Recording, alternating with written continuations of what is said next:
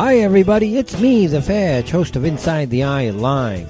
Before the Sunday mainstream media political pundit talk shows, there is Inside the Eye Live, where we break down some of the weekly mainstream media talking points before the talking points even get aired.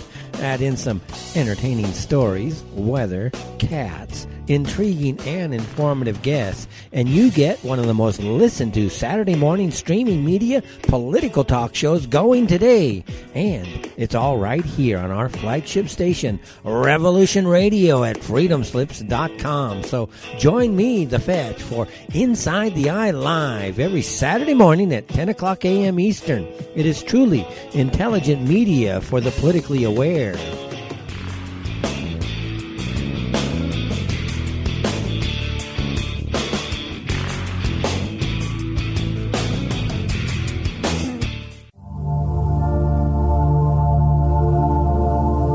Welcome to Sacred Matrix, a divine paradigm of love and universal consciousness, with your host, Janet Kira Lessin and Dr. Sasha Lessin. Together, we transform the world. And now, here are your hosts, Janet Kira and Dr. Sasha Lessin.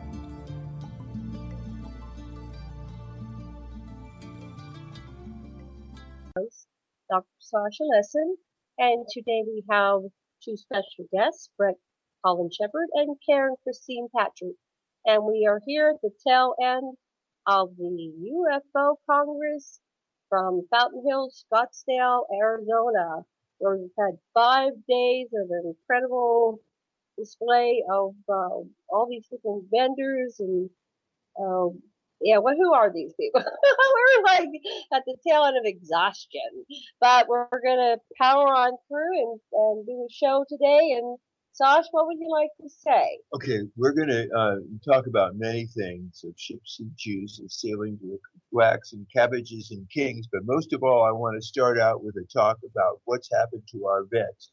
I used to be director of counseling for the Waikiki Drug Clinic, and I set up the Wrap centers at Pearl Harbor, Camp Smith, and the Tripler Hospital. And so I really care what happened to the people that had to fight in the wars that our CIA has created for its purposes of controlling the world, and what happened to these guys who put their bodies and the best years of their life on the line for this country because they thought they were doing something good, and how they were cheated out of any kind of support and left to be homeless and starving in the streets. And it makes me sick. And I want Bret to tell you the truth about what happened.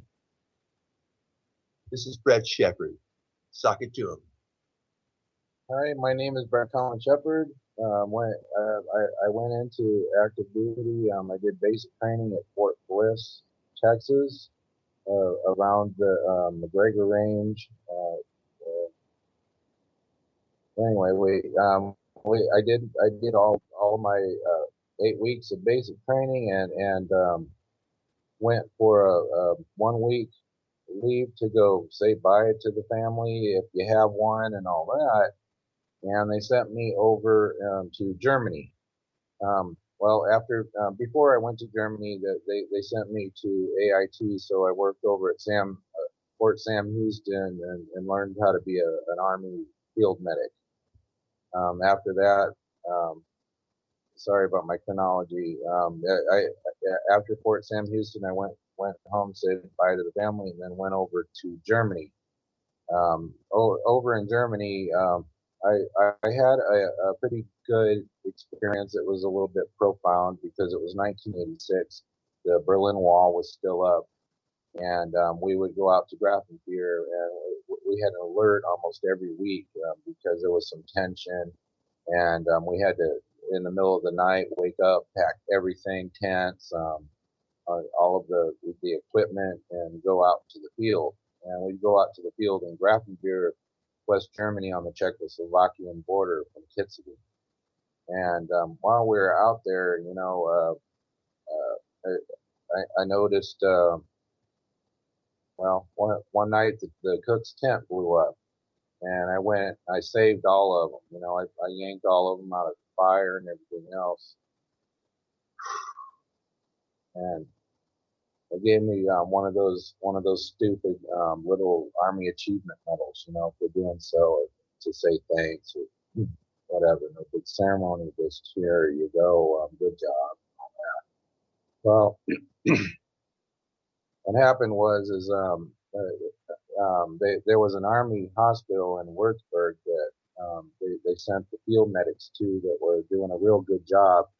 And after I saved the cooks and everything, they sent me over there, and it was supposed to be just for people that were short and didn't have much time left in the service.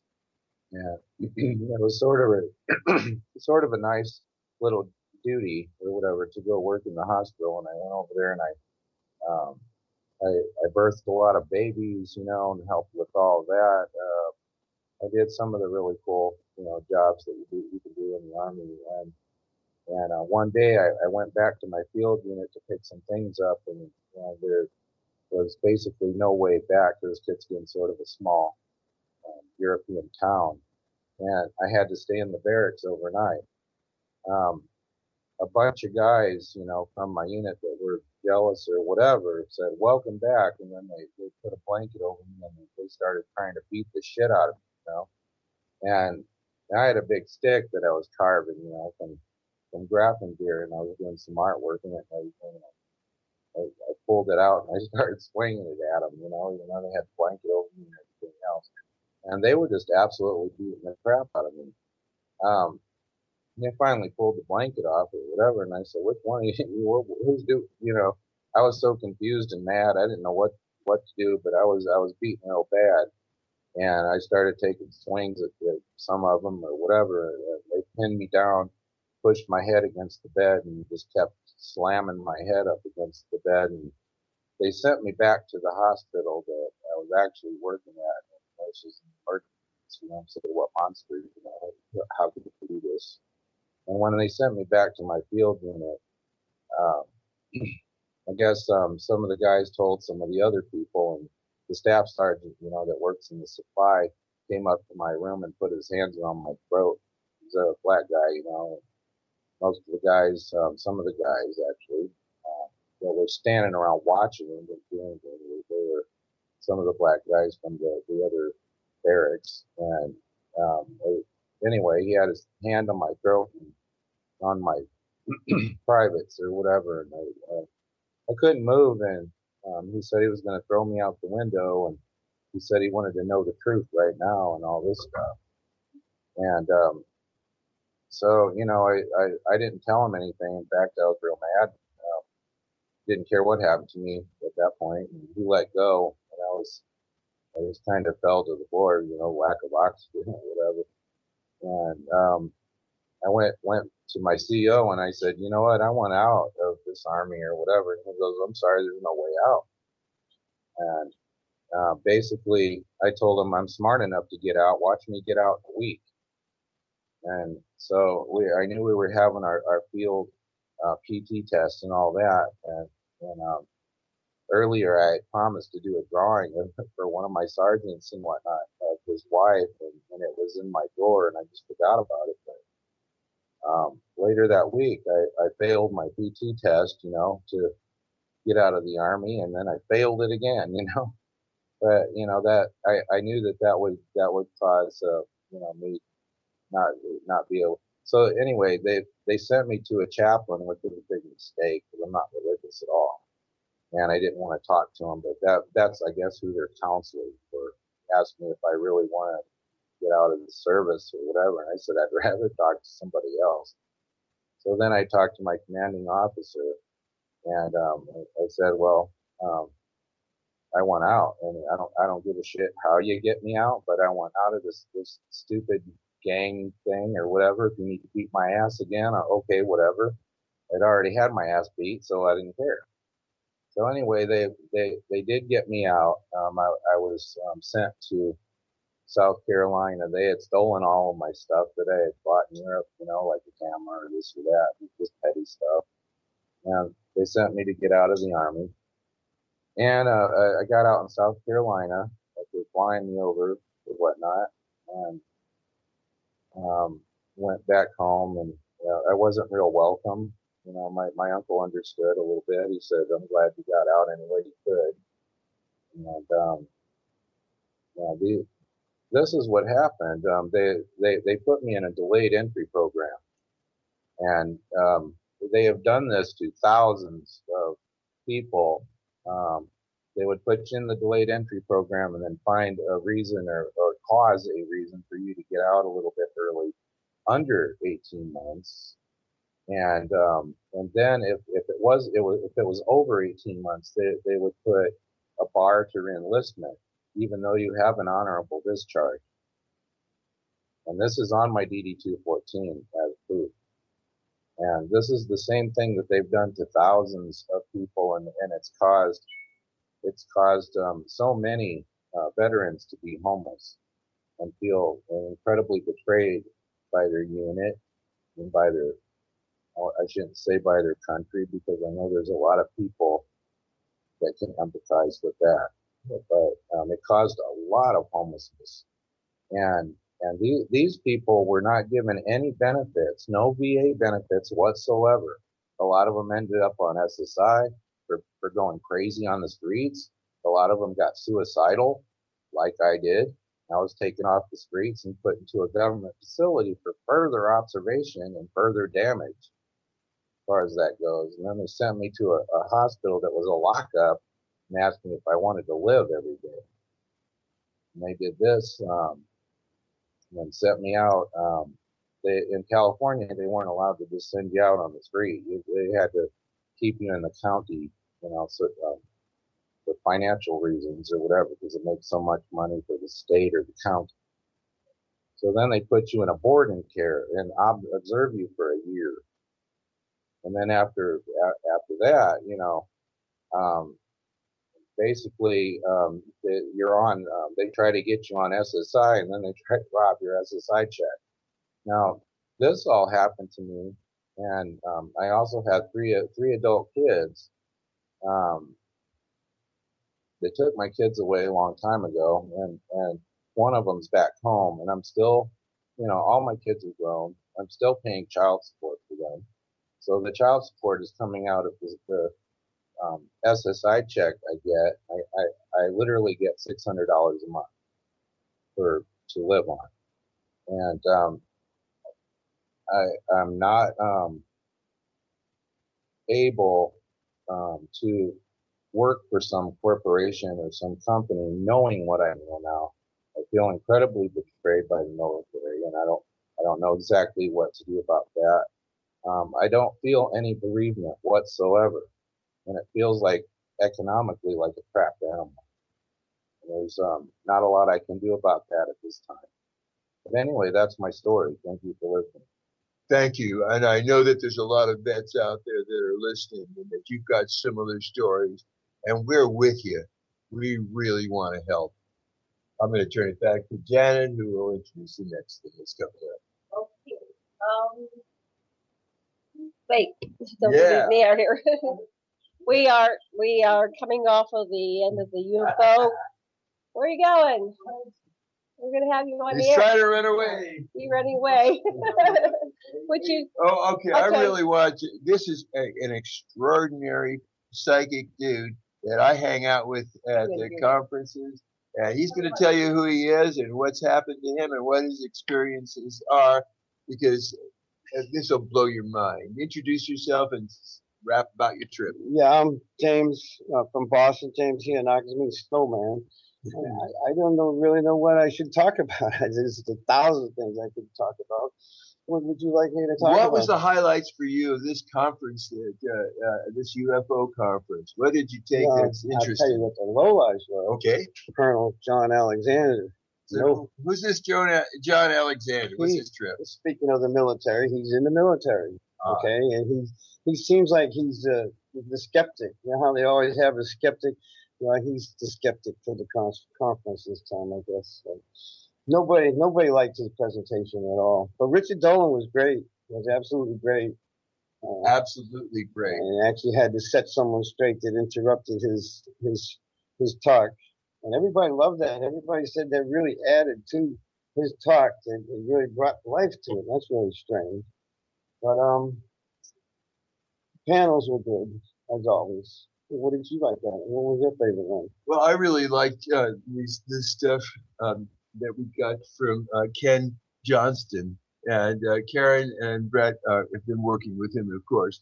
And what we got is pictures of actual dish arrays on the moon, absolute evidence of structures, evidence that there's been this huge cover-up, and the Apollo show-off program was much later than earlier landings, and there's all kinds of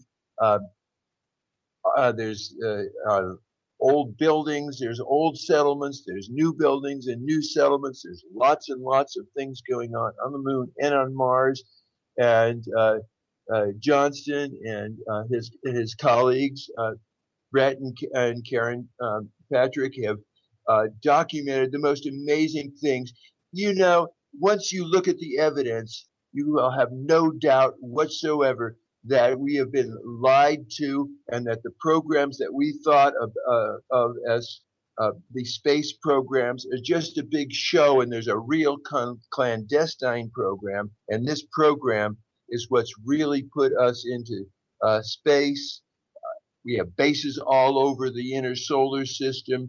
There's all kinds of things going on in space, and it's time that we grow up and stop denying this and stop letting the people that are lying to us give us this phony reality, because we are in the space age, and what's happening with the people concerned with Earth, the space travelers, makes a huge difference to us. We can grow up now. We can wake up. We can say we're not just going to be manipulated by propaganda. We demand our place at the table. And okay. Speaking of the moon, I just come from the Los Angeles Conscious Life Expo, and they did some fine presentations over there on Antarctica. Supposedly that the people that were on the moon, Anunnaki, they left the moon in a hurry, and they in three big, huge motherships, supposedly 30 miles wide, and they supposedly crash landed down on Antarctica. And settled it, and then they had eventually had a pole shift. Well, supposedly there's 15,000 bodies, pre-Adamite, tall, big belly, our ancestors that were found down there, and they try to get rid of bodies. And a lot of technology. I'm sure you've been hearing about the woolly mammoth and other things that have been coming out of Antarctica. Actually, Buzz Aldrin went to Antarctica. John Kerry. Other people went because they wasn't sure that Hillary was going to get reelected. They want to see all that technology that they're finding down in Antarctica. It's rumored that it's the new Atlantis. So I'm not sure if it is or not, but it's rumored to be. We'll turn it over to Janet. So who was the one that was giving that report about Antarctica? Actually, David Wilcox and Corey Good were given that talk, but also Linda Moulton Howe mentioned it too, and she did a fantastic presentation on that in Dimensions. Really wonderful. It was great. Are they saying how they're coming about this information? What's their sources? Well, supposedly they found this thing down in 1996, and they sent some film crews down there, and they had it as a fallback plan in case 9/11 didn't work and they got discovered. They were going to immediately come out and say, well, we've got this wonderful things we found in Antarctica. In other words, they're going to wag the dog if 9/11 didn't work.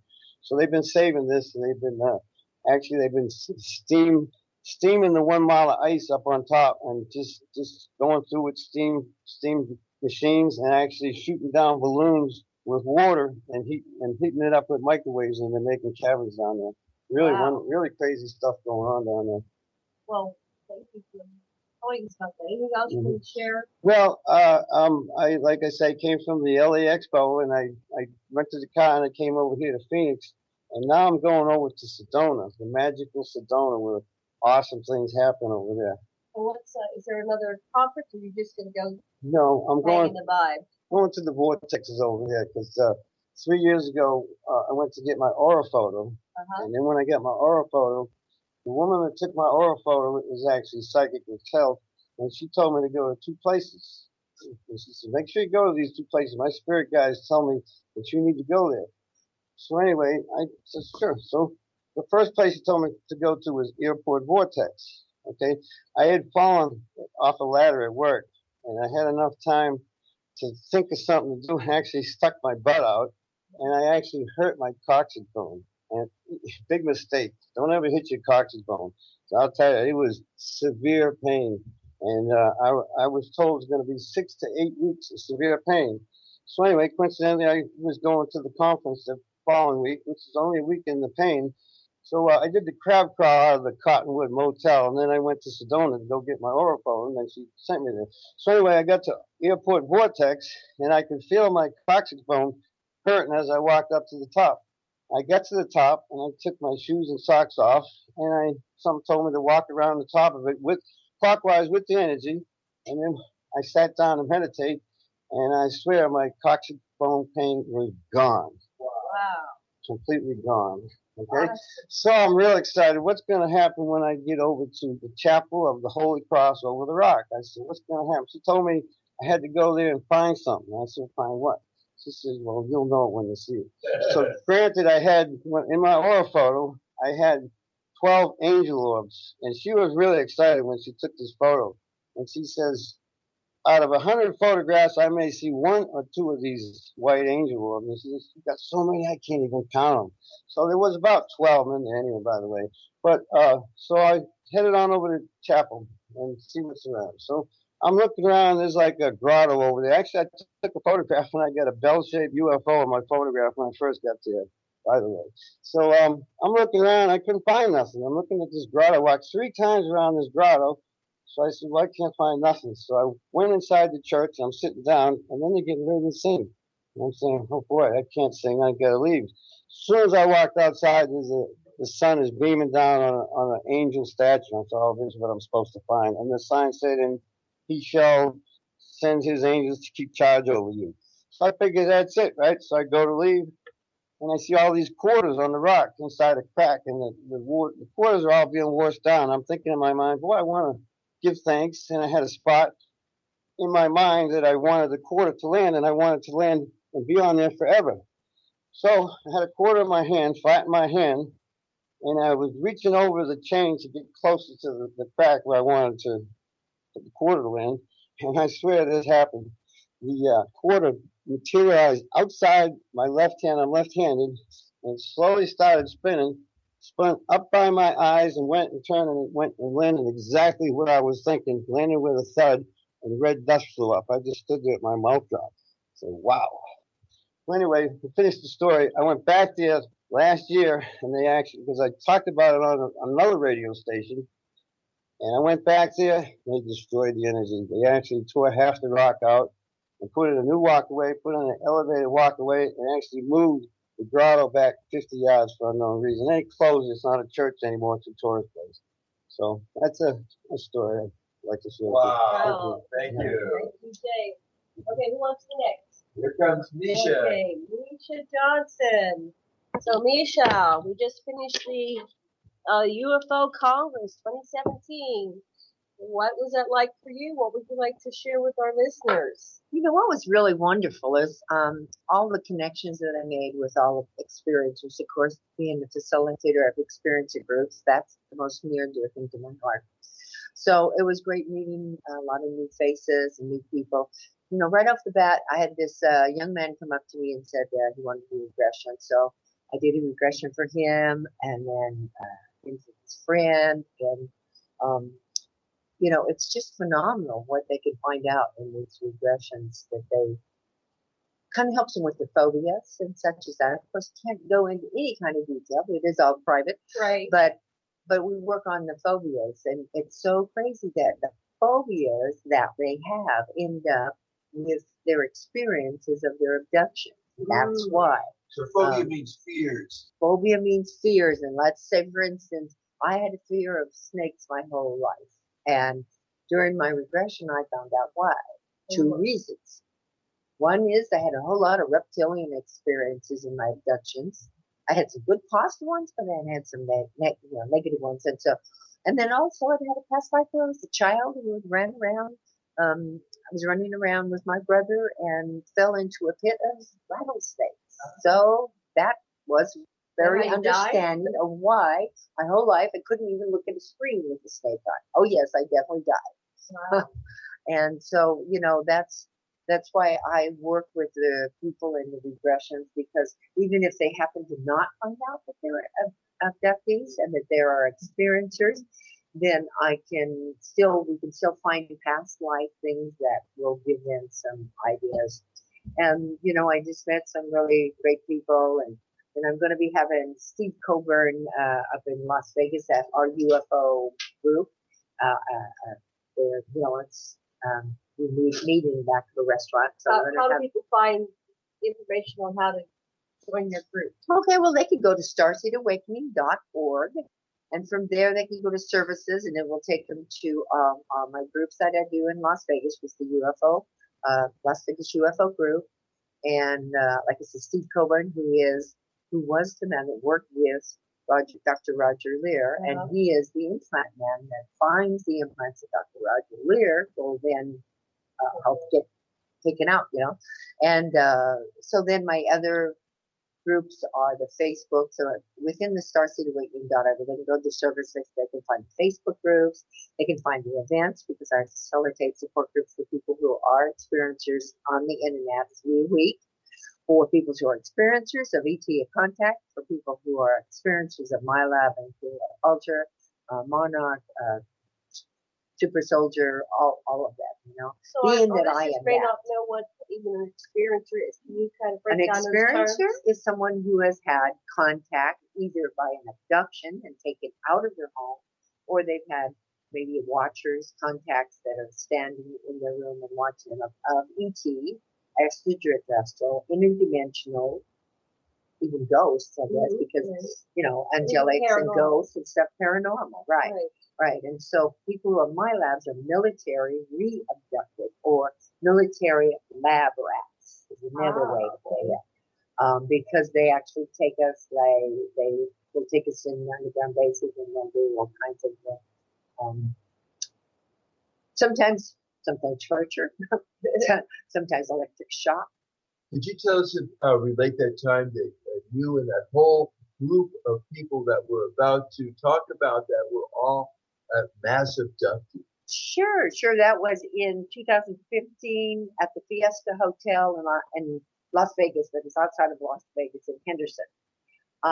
And there was something like 12 to 15 people. I can't say exactly for sure, and I won't give names or anything like that. Right. But and then I can only really tell you what I saw and what a couple of other people shared. All right. So went to bed. Well, first of all, there was a super soldier MK Ultra summon is what it was called. And so all the people were there who were mostly in those categories who have had that. So anyway, we went to bed. The next thing people know is one of the people have their door broken into. They break through the door. There are two military guys in military camouflage uniforms. They take them. Now, somehow or other, they end up drugging all of us, and I myself being an MK Ultra and a Monarch, I'm a pretty easy case for it, because I've had scopolamine tons, I don't know how many times, tons of times. So I'm a pretty much willing, not unwilling, but unwilling zombie. And so that's what everybody was. And how they did it is they abducted people 2 by 2 out of their rooms. I was taken with Miara but that's okay, it's already out there. Miara Isley and I were roommates, so we were both taken. Next thing we remember, we were down where the kitchens were, where the kitchen is, kitchen area is in the back, where they have the kitchen and the back halls, or down the freight elevator and down the back. And Melinda remembers us all lined up. She has more recollection. Of course, that's Melinda. She has a fabulous recollection. So she saw all like 12, 15 people lined up with all in kind of a zombified mood.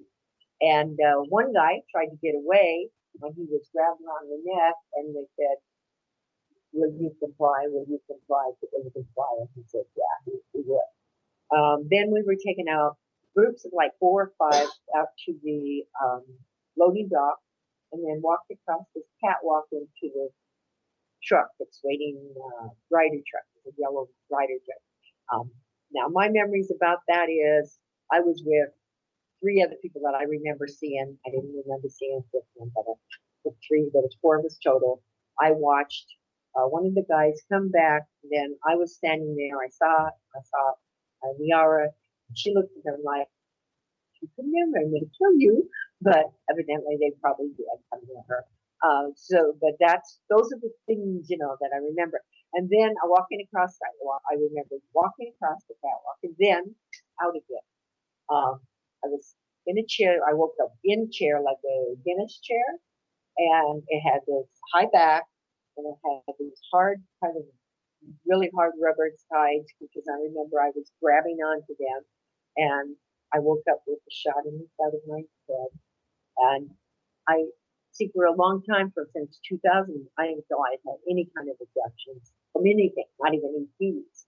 And I was really freaked to see that. And when I looked up at them, I said, "How can I be here?" And they said, "Oh, don't worry, you are just here for your yearly checkup," which pretty freaked me out, because I really didn't think I was having an experience. And then 1 by 1 or 4 by 4, because there were 2 chairs. So 2 by 2, I guess, they took us in there and did whatever they did. Some people had implants put in. I don't know what they did to me. All I know is a couple of weeks later, I had a cyst and then a weird growth that grew here, and then it finally went away. And that's fine. But you see, I know from past times that I have an implant in my hospital. So I think they were checking. What did they want from you? Why did they do that? What was this all about? Oh, it was practice for these damn grunts. It was practice for these James Caswell, Max Spears, and 2 others that I saw. And then Melinda said there was a lot more than that, but there were several others of the show control. Wow. So, yeah. So they abducted us, and you don't get other people's opinions, but that was really all I could remember of the experience. We'll have to have you on a future show to go into this whole subject about MILABS abductions. That's right, because I do have a book. And my book is called Covert Abductions, the Military Surveillance.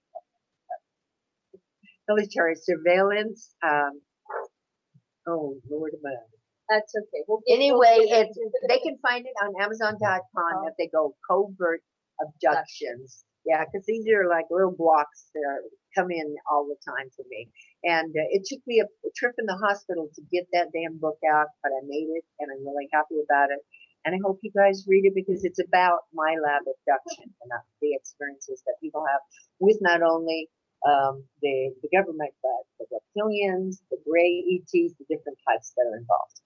Okay, well, thank you very much, Miesha. I'm going to hit the red and go back to Las Vegas. Okay. Who's next? That's it. Okay. All right. So,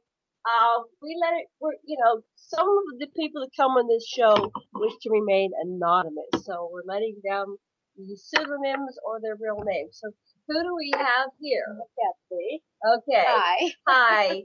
And what would you like to tell our listeners about your experiences at the 2017 UFO Congress? And if you have any kind of experiences around contact, we'd like to hear a brief story. Okay. Well, my story started in about the year 2000. Before that, I had no contact and couldn't care less.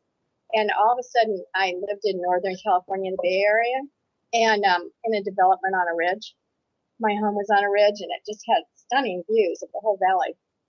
And one day, a UFO came right up to my window. It was huge, and we just stared at each other for seemed like forever. I didn't know what to do. I had a phone right there, but I didn't know what it would do to me, so I didn't call anybody if I reached for it. And then finally, after 3 to 5 minutes, it turned out its lights and quietly went through the trees, and it was gone. And it was huge. It was the size of about the whole house. And from then on, I started getting visited and contacted all the time. And I've had very unusual visits. I'm thinking, I started realizing that I was being protected. And because they would, when I was driving at night, they would show themselves to me, and they would speed up when I sped up in my car, and then back down. And when I got out of my car, they were pretty much triangles, the silver triangles. And I had a silver triangle one afternoon. It was right at dusk, and a silver triangle came through my backyard, and like 3 times, and it was the size of a larger than a car, and it flew through like, watch me, and it was right at dusk, where there was the first star you ever see is up in the sky, and it went right up. It accelerated, and the star was pretty high up, and it went up, and it just went so fast, and it hit the star that hadn't moved, and it pulverized it into all these pebbles, just blew it out of the sky. And I was so shocked. And I think what happened was, this was a bad craft. So a lot of the stars are not stars, they're craft. And it came back down through my yard like 3 times above roof level, above my head, to show me that, okay, you're safe. And I ran in the house screaming.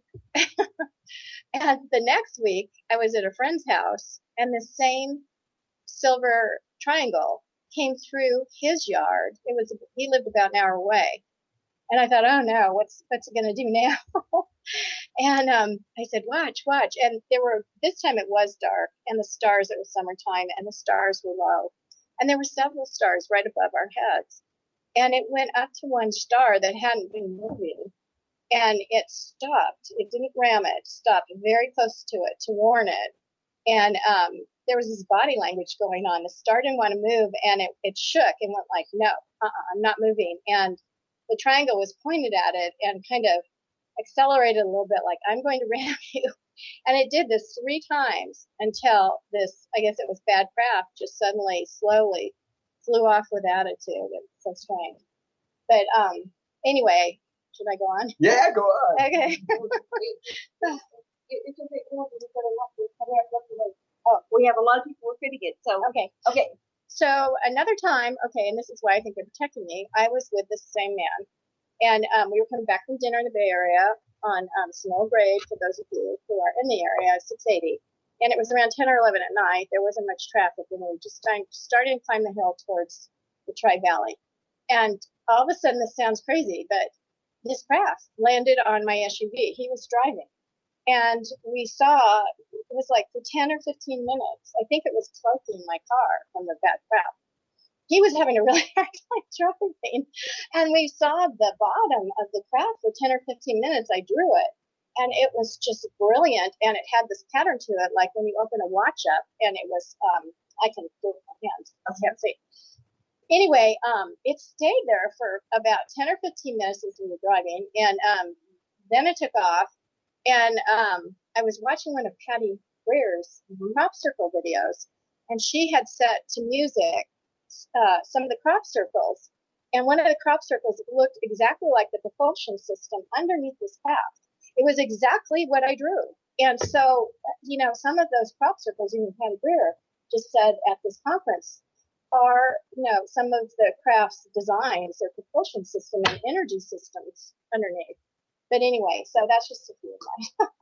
Anyway, sure. Anyway. We really appreciate you coming and telling your story. Okay. And we'll have to have you on the show later. It's sure. Late to go into some more. I've got a lot more. Okay. Thank you. Our next person. Can we go first?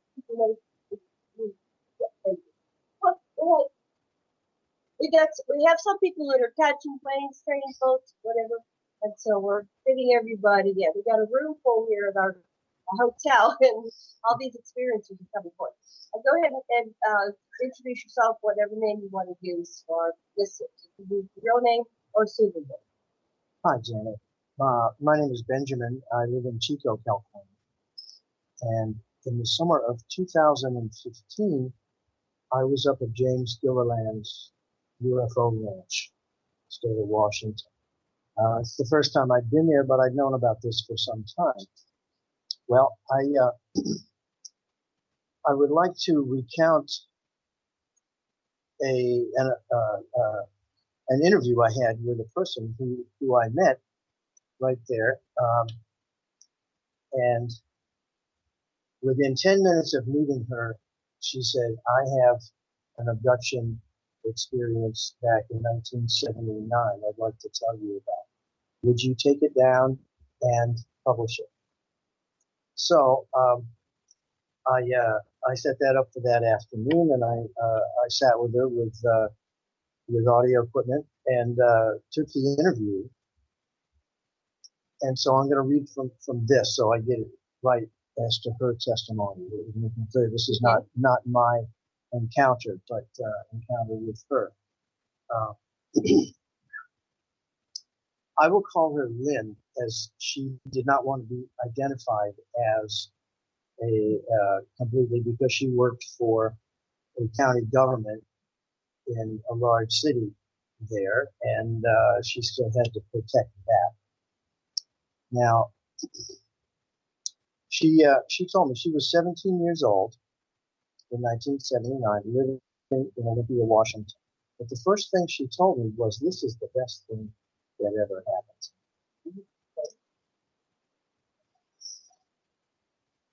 On October 24th, 79, she was walking with a male friend around 8:30 in the evening when she saw a saucer hovering maybe 150 yards away. The next thing she knew, she was on a short bus ride and arrived at a party at what she thought was around 9 p.m. She was shocked to discover it was 10 past 11.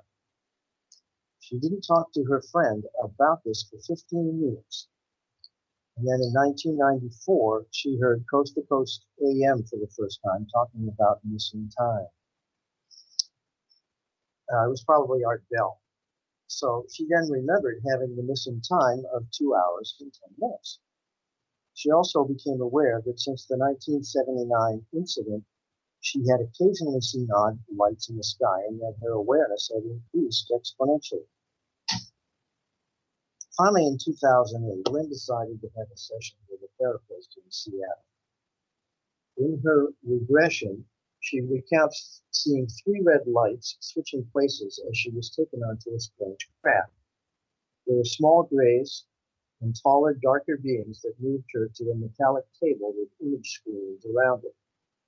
A tall being leaned over her, and she instantly felt calm, like anesthesia, and felt that she would not be hurt. She saw a long needle, but she didn't feel anything.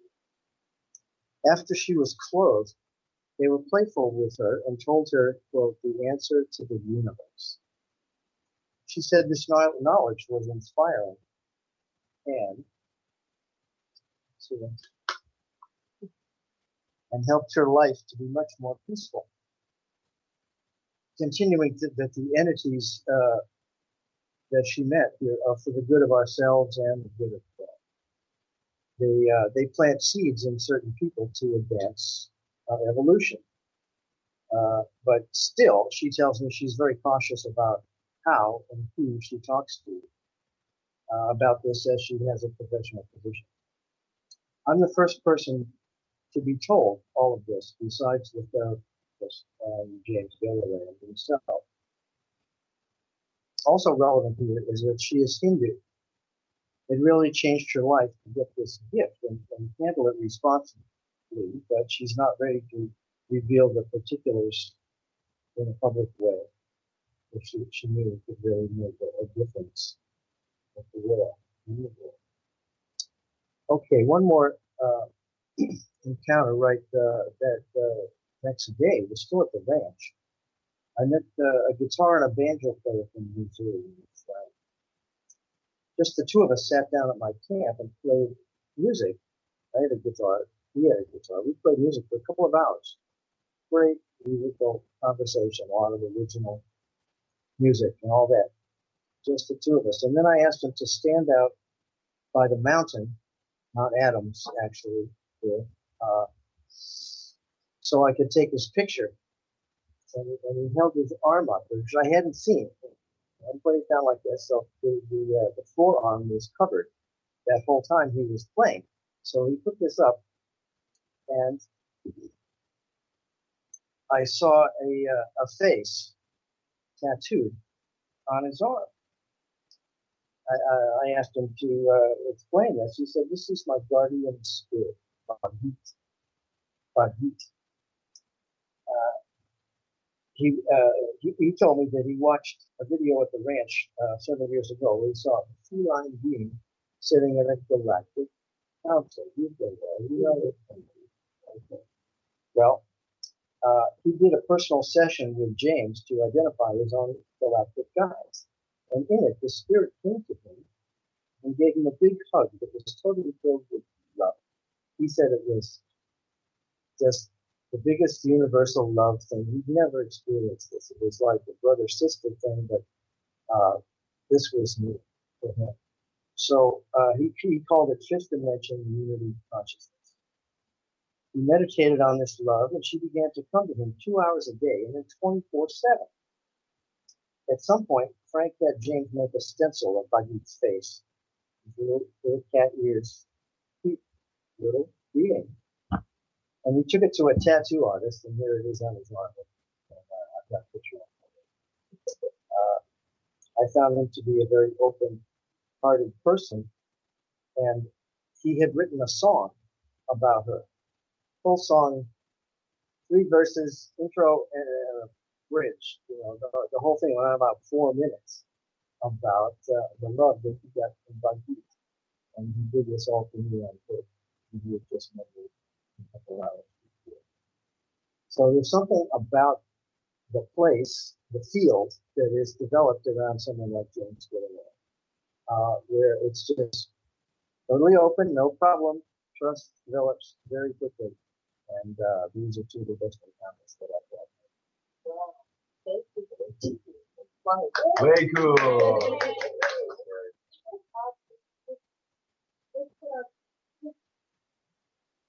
All right. So who do we have here? I'm Rita. Okay, Rita. And what would you like to tell our listeners about your experience here at the UFO Congress? Your experiences with exorcism? Anything comes up? I'd like to share an experience that I had similar with a shape-shifting reptilian. That sounds good. Okay. I was at a UFO conference. It was in the summertime, and I had just gone through some mystery school training, so the third eye was wide open, and I was seeing a lot. I'm walking down the hallway, and I see this woman coming out of the bathroom, and she steps out of the bathroom into the vestibule, and she's like full body reptilian. And then she comes out of the vestibule and into the hallway, and she's again full body human. And I just kept walking, pretending that I had not seen anything. And, but apparently they are quite adept at knowing when someone has actually seen them. Mm-hmm. So 6 months later, I'm at a MUFON conference in several states away, and here's the same person that I saw shapeshift with her husband, and the MUFON state director of Rita. And they're getting into the elevator, but they're at this conference, and I really didn't think anything of it. I didn't think anybody was going to, I wasn't a researcher or a speaker or anything like that. So I'm sitting in the lecture, and all of a sudden I'm getting very upset. I feel like I'm going to start crying.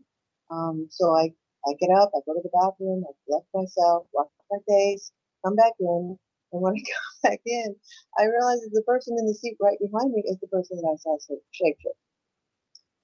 So I know that this person is doing this to me, right? And at first I was fuming. I was really pissed off. And then I thought, well, how pathetic is this? Because that's your life, And then I felt sorry for her that was her life. And this is what you do, and this is what you have to go about doing. And after I felt sorry for her, then, then I felt compassion for her.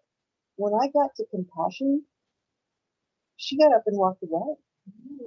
And they've never really bothered me ever since. So what my whole point in telling the story is that we don't have to be in fear, that if we are willing to meet any other being with compassion in our hearts, they can have no power over you. And you don't have to be afraid. There's really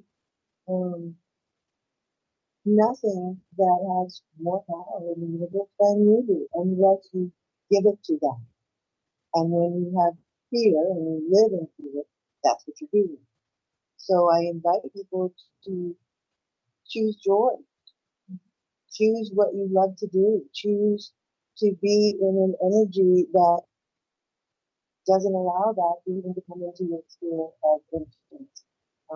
And we have way more power than we ever could. That's beautiful. Compassion. I guess that's what Jesus says, love conquers all. Yes, yes. And it really, hit home for me that day. Made all the difference for me. Because, I probably, if I hadn't gotten to that, I'd have been pretty freaked out, and they probably would have continued to mess with me. So, being willing to have an open heart and let go of your fear and just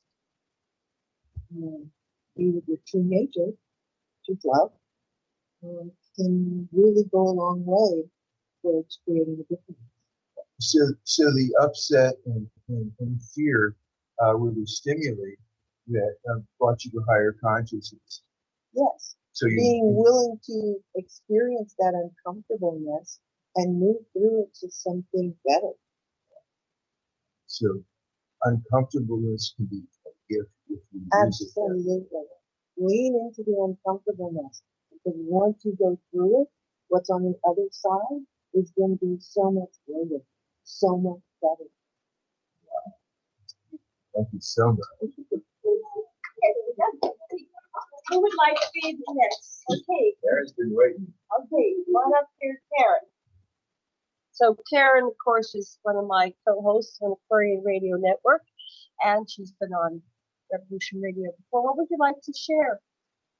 I feel, well, I love to notice the interconnectedness that happens at these conferences, because I found myself identifying with just about everybody that was talking, and I love the James Gilliland story, because Bret Shepard and I ended up at his ranch in October of last year, and we probably picked the yuckiest, rainiest, foggiest night that there could be, and so we weren't going to be able to see any of the wonderful anomalies that fly up in the air that the last couple of times when I went to the ranch I was able to witness.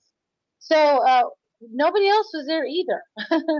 But what was really wonderful is James was there, and he knew that we had driven quite a long way from New Mexico, where we live now, to Washington State to see family, but also to be at the ranch. So he spent a couple of hours with us.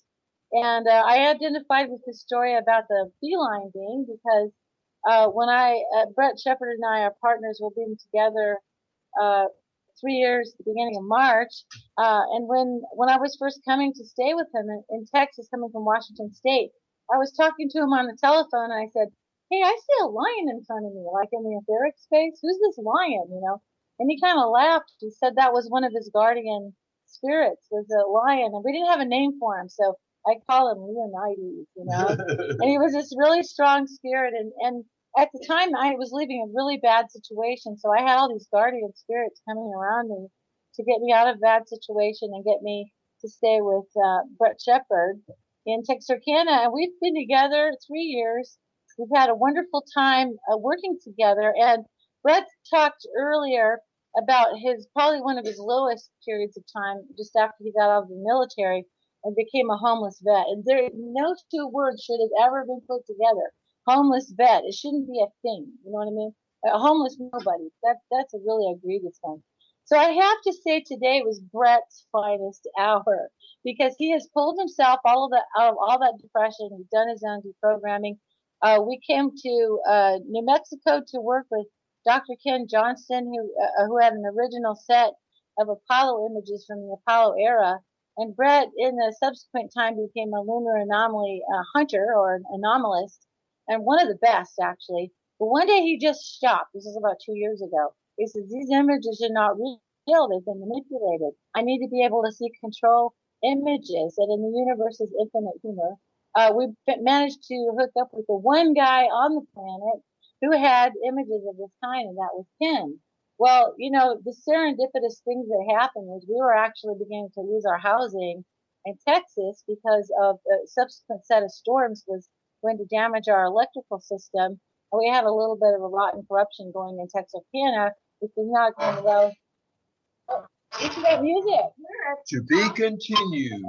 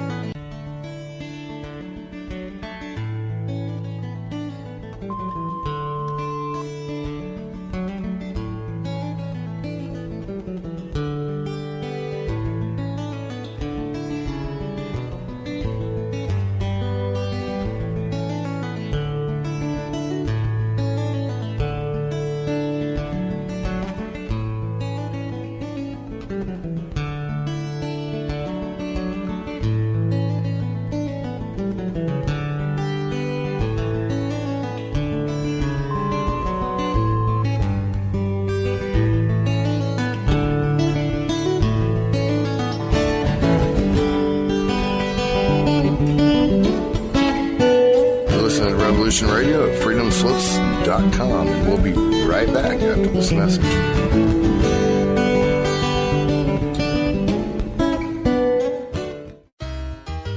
Starting at 4 p.m. Thursday, January 19th until midnight, Friday, January 20th. Any donor of $50 or more will receive a seed pack with 16,500 seeds worth $150. All non-GMO heirloom vegetable seeds sponsored by the seed company Mike works for to provide the seed packs.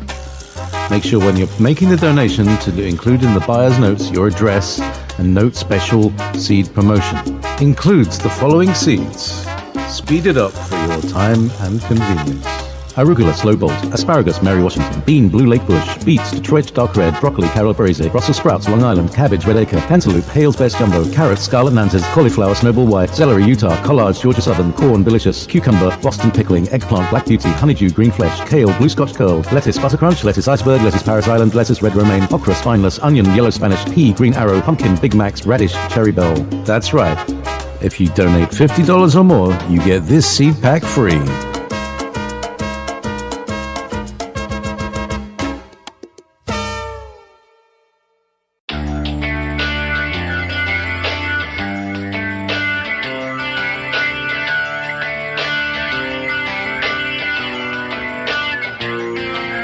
This is Thomas, a.k.a. a Mad Painter. I'd like you to join me Monday nights, 10 p.m. Eastern Standard Time for Open Canvas. Don't forget to bring an open mind. Yes, folks, that's right. Bring an open mind to an open canvas. Again, that is Monday nights, 10 p.m. Eastern. UFOs to government corruption. This is Revolution Radio, freedomslips.com. You don't need to expect us. We're already here.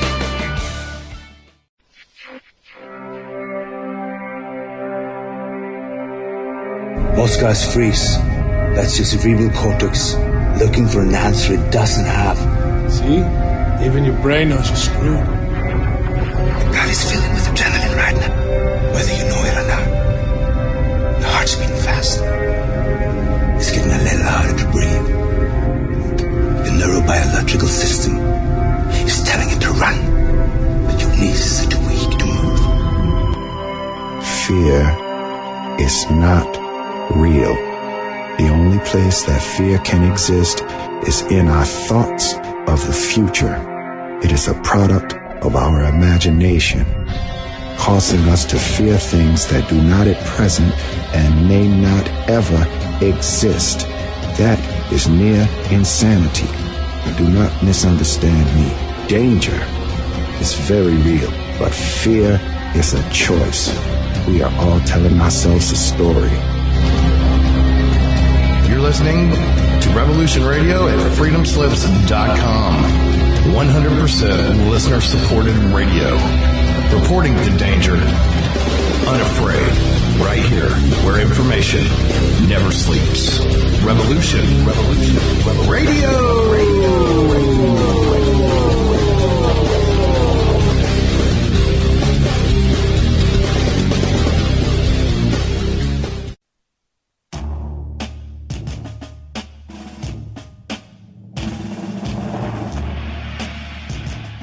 Hello, folks. This is Maggie Rose, one of the hosts on Revolution Radio at freedomslips.com. The Concord Show is Monday and Tuesdays from 12 to 2 p.m. Eastern in Studio A. Wednesday nights, you're with me from 10 to 12 midnight in Studio B. Every other Tuesday will be with myself, Marine Corps Mac, Robert Giles, and company. Please join us and our guests.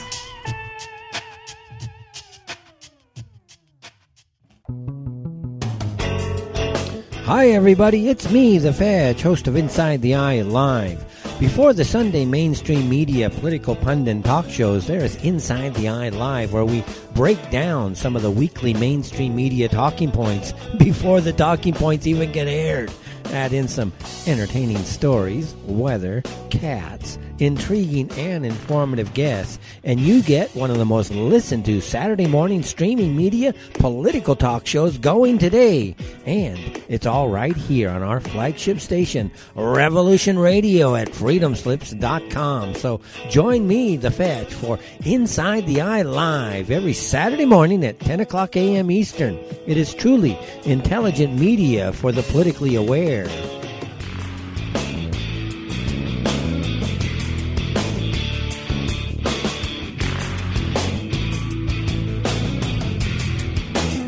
The opinions expressed on this radio station, its programs, and its website by the hosts, guests, and call-in listeners or chatters are solely the opinions of the original source who expressed them. They do not necessarily represent the opinions of Revolution Radio and freedomslips.com, its staff, or affiliates. You're listening to Revolution Radio, freedomslips.com, 100% listener-supported radio, and now we return you to your host.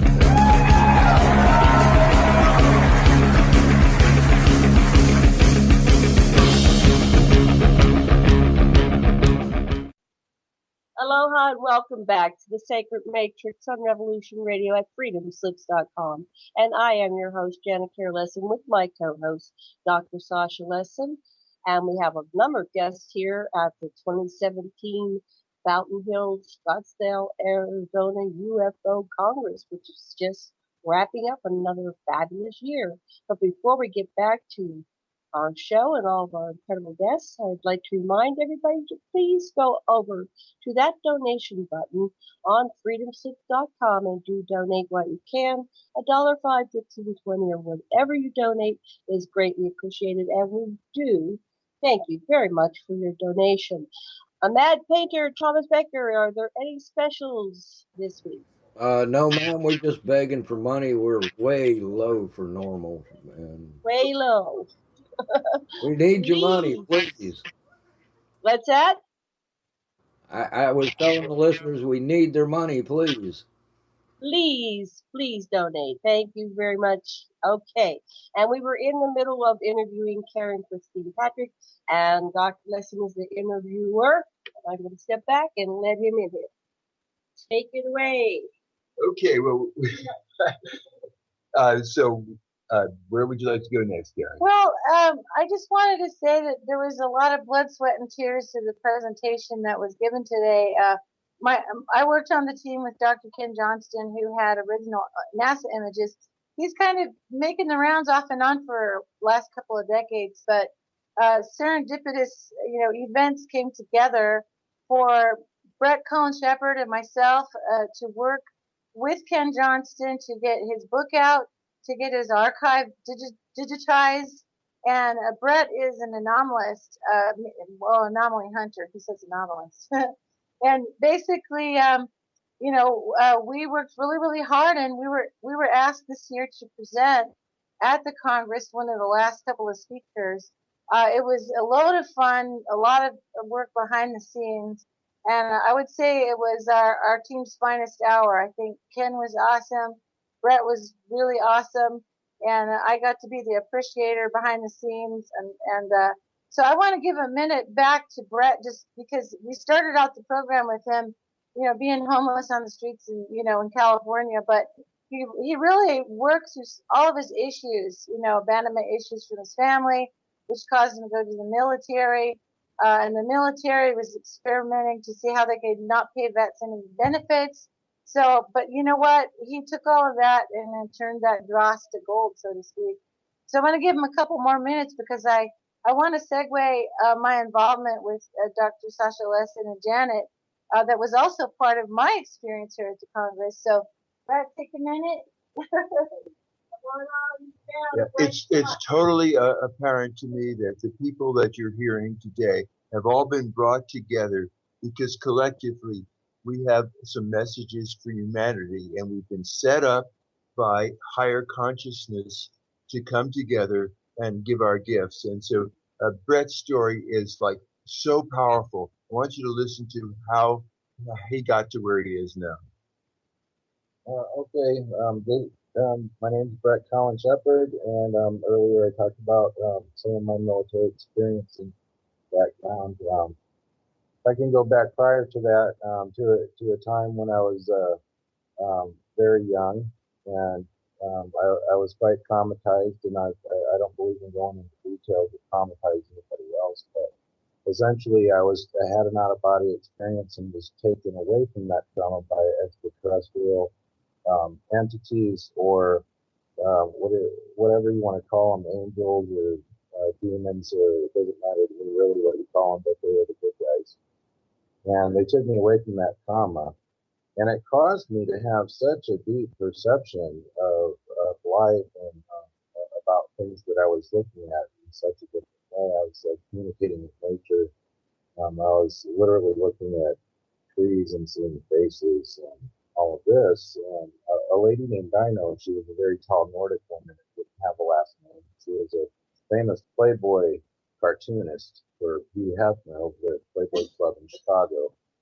And she worked for Playboy magazine as well. And I can't find that lady anywhere. I just have a picture of her behind Hugh Hefner. It was the last time I've ever seen her. So, if you're still around or whatever, call in or give us a shout or something.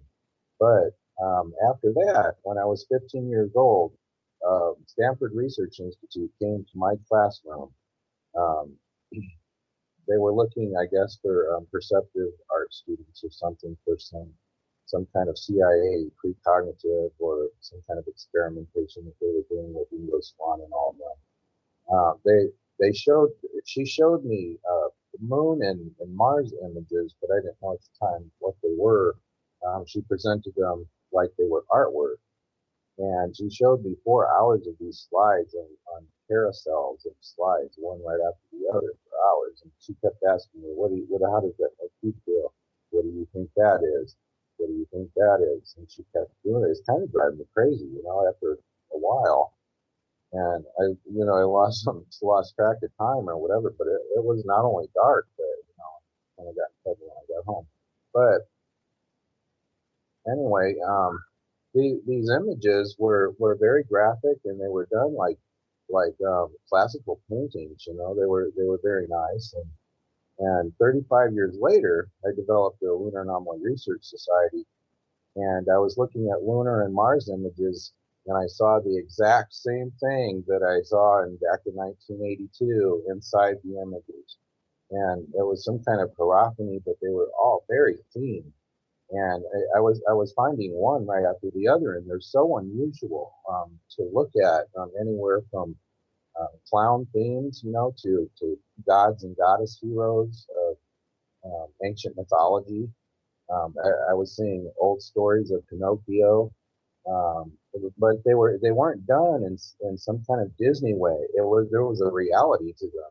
That it was these people with very cold weather clothes on, so their garb was like front back from the Hyperborean age, and I thought about that, and I said, well, what's going on here? Because I've got a photographic memory, and I remember exactly what I saw in 1982. And these images were so different that there's no way at all that anyone else in the world was even conceiving of these things in these images. So I'm looking back at 1982 and knowing now, doing so much lunar and anomaly research about these images as a graphic artist, I look back at 1982 and realized that the first image they showed me was of a Mars image of Aram Chaos region. And this particular image wasn't shot by any orbiter till 1996. So that means that there's a little time problem here. And that means that these people have the ability to bring something from the future back to the past, or vice versa. And they know the future, and they know the exact timeline that we're on. They know exactly the next thing that's supposed to come out and what's to be disclosed next.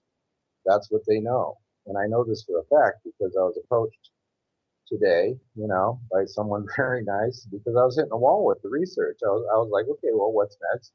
I've gone as far as I could possibly go with these lunar and Mars images. And what I found out is that there are bases on the moon. I found that out for sure today. There are ruins on the moon, and these ruins are ancient. And there was an ancient war, apparently, from what I was told. And so I guess this information is what's to be disclosed with a lot of proof, And the reason why I know I'm hitting the wall is because I know the exact questions. I know the exact thing to ask the armed forces for, or whoever's in charge of these certain images or pictures, maybe JPL or Navy or somebody. But I realize too that it is a national security issue, and that things have to be disclosed in a certain timeline because they can see the future. They know exactly when this stuff is supposed to come out. And I really don't want to step on anyone's toes, but I am willing to help with whatever I can to preserve any continuity or to diffuse any paranoia. But these things will come out. I study a lot of ancient civilizations and societies, and there are civilizations that are 6,000 years prior to Sumeria. Absolutely, without any doubt. I'm transcribing a book right now from Nikolai Densusiano called Prehistoric Dossier, and that is about the ancient Illyrians and ancient tribes that existed in the Black Sea and around Romania and Tracia and Istanbul and all of these. Now, one thing I can tell you, a lot of people study Atlantis and all this and where it came from. And the Greeks had a weird worldview because they didn't realize that there was an Atlantic Ocean or any part of that Pacific Ocean. They called them great rivers. And they even named the rivers Styx and the four corners, of these rivers. So the Atlantis is not an Athenian word. It's not even Greek. That was a word that was made up later about it, through some, what Karen talks about, damnation and memori, getting you to forget all about the past, gods and goddesses and pagan religions and everything else. So this word Atlantis comes from Atlantide. It's actually the daughter of Atlas. And a lot of this stuff I didn't even know, but because my partner, Karen Christine Patrick, is very good with mythology and ancient writings and all that. She helped me out. And all I was doing was describing what I was seeing in the lunar images. And so she would answer that by, some very precise information about what I was describing. So that's how I figured that out. And thank you. Thank you. Fantastic. Thank you. Karen's coming back now. Oh, you can come back here? Yeah, she's in the middle. Yes.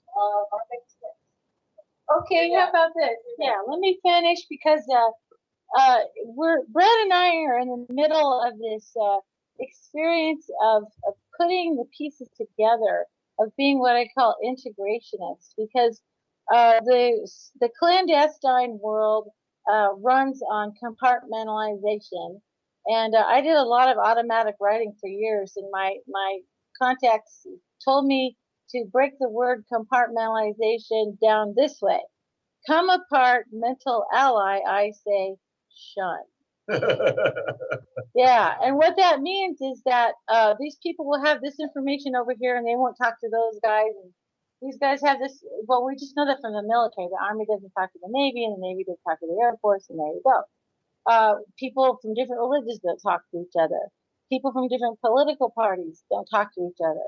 We're always being pulled apart, and all the information that belongs to all of humanity continues to be pulled apart. And they told me that the reversal of that is integration. And they said it this way: intergrace, intergratitude. So the grace is for where we disagree. You know, I just give you, I'm going to hear you out, even though maybe I don't agree with it, or we disagree with each other. And gratitude is, hey, thank you for learning that. You know, maybe I'm not into it right now, but I appreciate you holding that piece of wisdom. And so when we get over this compartmentalization and begin to work together, that's when we're gonna put these pieces together. We're doing it right now.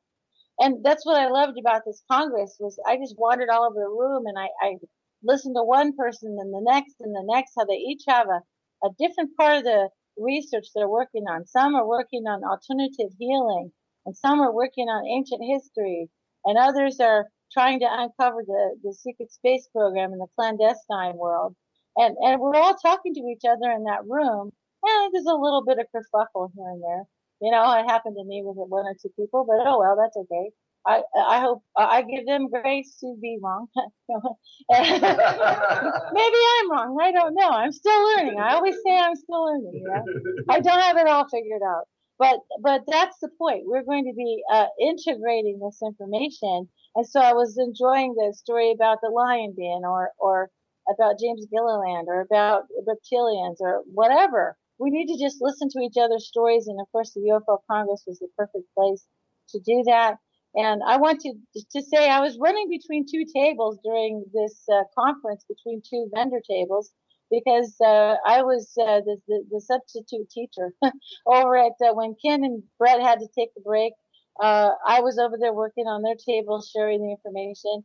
And then when they were back there and Janet and Sasha, I worked with Janet on Aquarian Radio for a long time. When they needed to take a break, I came over there, and I had yet another person I was helping was the Reverend John Polk, who works with Janet and I on Aquarian Radio on Fridays. It was quite the marathon. I got my exercise in this week quite well.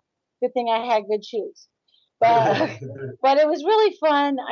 My favorite part of the whole thing was talking to people that don't know anything, and just watching their eyes go, eyebrows go up into their hairline as I talk to them. I tried to be simple. It's not easy, but I tried to give them the basic information.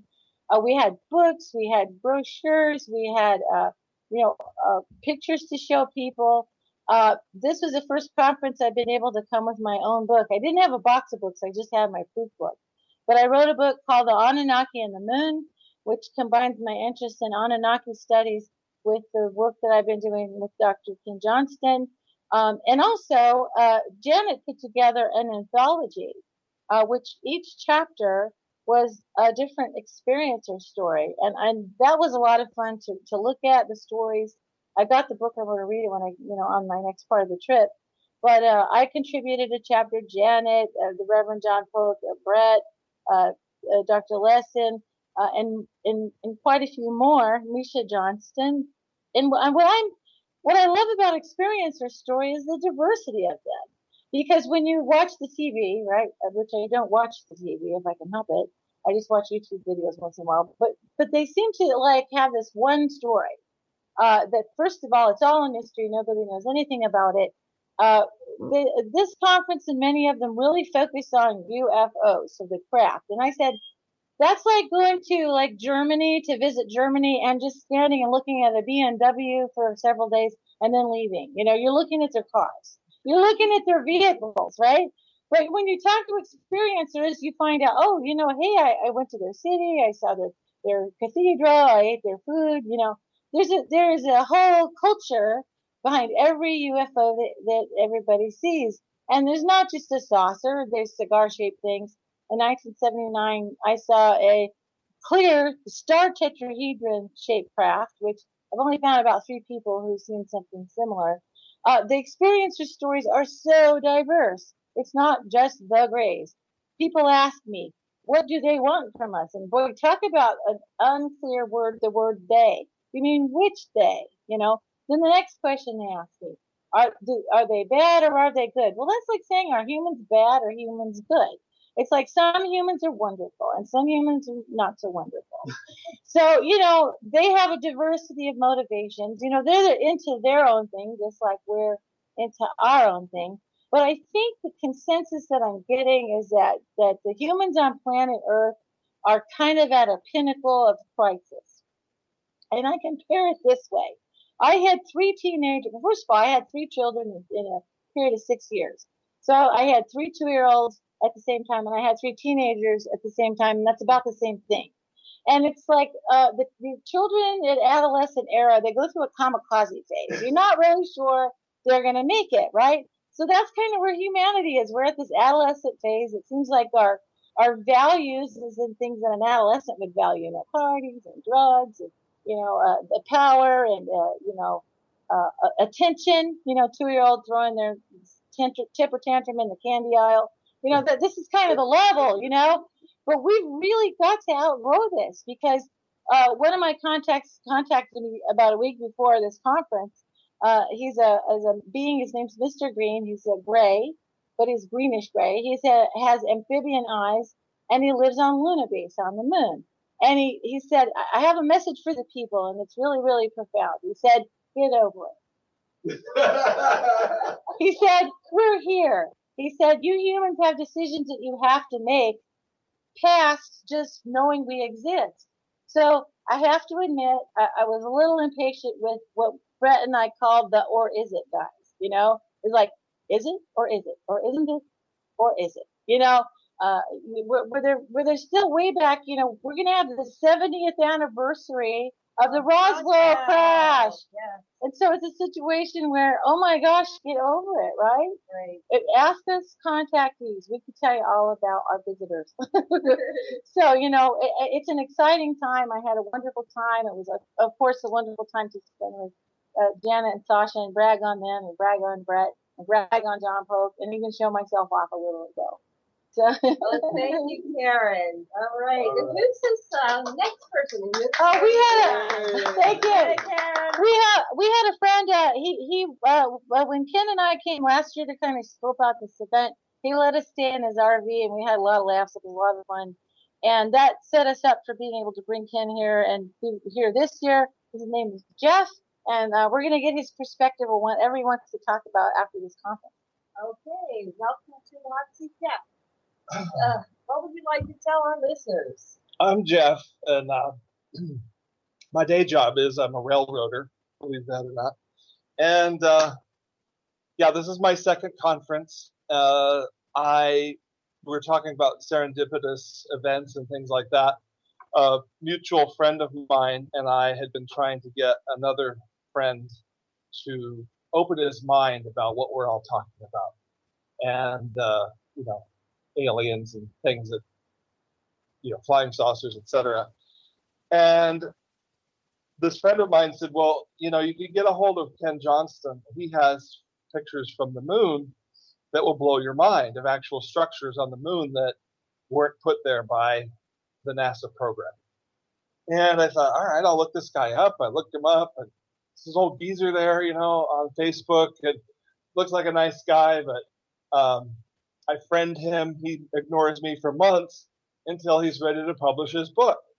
And then he friends me, and which is normal, you know. You want to sell your book. So so you're going to accept all the friend requests that are filed in. And so it was not expensive to buy the e-copy, so I did, and I read it. And I was excited, you know, that there was going to be more coming out as well. So I messaged Jim and I said, you know, I got your book. I really enjoyed it. You know, thank you. I'm looking forward to the next, you know, volume. And I can't remember how or why he responded, but he did. We started to have just a little bit of conversation. And it was funny because when my original friend, who used to be Ken's neighbor growing up, when he told me about getting a hold of Ken, and I knew more about, I looked at his Facebook page, and I knew he was trying to get into Mars One and become one of the astronauts to go to Mars. I had this strange just feeling that I was going to literally meet this guy, and we were going to hit it off. And suddenly, Ken is responding to my Facebook messages, and then I don't know, about a year and a month ago, we ended up having a telephone conversation, and I said I was going to go to Dr. Greer's conference at Desert Hot Springs, and Ken says, well, I'm going to a UFO conference. Why don't you come to that one? So I thought about it a little bit, and I thought, well, it's kind of on the way, and I know I have to meet this guy, Ken. And so just as Karen said, I drove my motorhome out, and we spent the week in the parking lot all together in my motorhome last year, and definitely felt like, reconnection of kindred souls, that we've known each other, that, sister, brother, I don't know how you want to describe it, but just very deep, resonant connection, and had a great time. So I thought, well, of course I'm going to come this year as well. Especially. But let's go back to that year, because Ken has said that we can talk about this. Okay, you filmed with Ken's regression. Oh, I did, yes. So Ken has served the world by showing us the raw, un-NASA'd pictures of the moon. And he somehow had been compelled to save his own copy of the pictures, to preserve them, to make sure he had a chance to share them. And he decided to wonder, how did I get set up? So we did a hypnotic exploration with Ken, and you were the photographer. What did that look like, and what did you learn? Yeah, that was really fascinating, because I've been exposed to Sitchin's work. I haven't, read much through it. I mean, it's a little bit dry, and I know, Sasha, that you've, re-worded much of Sitchin's work, and studied under him. So I don't know. I'm kind of impatient, I guess. So it was really nice to simply, hear Ken speak from that time period, and as one of these entities and it was very just normal. Hey, we're here on Earth, and we're scouting out where we're going to put our base camp, and we're doing some work and things like that, and just, just what you would imagine if you went to another planet and we're going to create your own space there. And, it wasn't, I don't know. I mean, it was very interesting to, see that there is a definite possibility of this kind of connection from the ancient past to our lives today. So Ken basically was on board ship from the time he was a little kid, where he ran up and saw the ship. He was schooled in what his future was going to be and how he's going to help us save the world from the Illuminati and the Matrix that they've captured us in. This is extremely, extremely important stuff by a person with impeccable evidence and credentials. You were there, and I was there, yep. And Ken has given us the full permission to share this incredible thing. And I know that a lot of you out there have had that same experience. Why have I had this and that and the other experience with extraterrestrials or intraterrestrials or interdimensionals? And why have I've been given this message that I'm supposed to share this, and I'm supposed to share it now. This is it. You are listening to us on Revolution Radio. You're part of it too. You're not listening randomly. This is a movement. This is a movement for humanity to move up from being just 3D materialist to being, what my Hopi friends, they say, it isn't that the end is near. The beginning is near, and we are on the forefront of it. Thanks for listening to us. And I was going to work up to this, but I'm just going to insert this right now. I guess probably my highlight for the conference was we had a panel of two colonels, Colonel Halt and Colonel Alexander, as well as, you know, the OG Stanton Friedman, and okay, and then Ted, what was his name, Ray?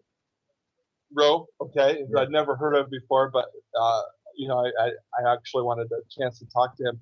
But anyway, they were doing a panel yesterday or 2 days ago. It's all a blur, but I got in line for a question. I was sitting there in the audience, and I'm listening to these gentlemen, and I think everyone kind of knows who most of these people are, especially Stanton and Colonel Halt. And I'd never heard of Colonel Alexander before.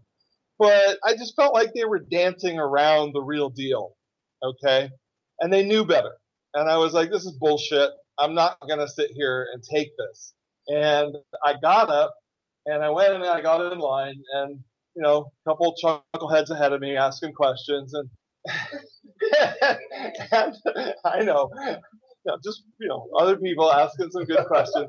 And I'm terrified. But at the same time, I'm angry, and I want to ask these questions. So earlier, Stanton had talked about how he didn't believe that the Nazi bell was a real thing because it was never deployed. And he'd also said, what you show your friends, you also show your enemies. So, of course, it's not going to be deployed in that conventional theater of war, okay? And it's quite likely that he was kept in the dark about the actual capability of that technology. I believe that to be the case from other research I've done. But anyway, we're also talking about black budget and where the hell's all the money gone. We're also talking about that the ABC agencies don't report to our government alone. And from what they really know, it's probably something beyond our government. And the panel admitted this. So I brought all these things together, and I said, look, this all comes together, that there are embedded within our government, embedded within our military, are extra governmental and extra military personnel. And they are utilizing reverse technology, captured technology, given technology, traded technology, whatever the heck. And they are creating a breakaway civilization for their own selves. So the reply to that, and I said, what do you think of that? And Stanton, of all people, says, shaking his head like confusedly, what, a breakaway? Like he'd never heard of that. What's a break? He literally said, what is a breakaway?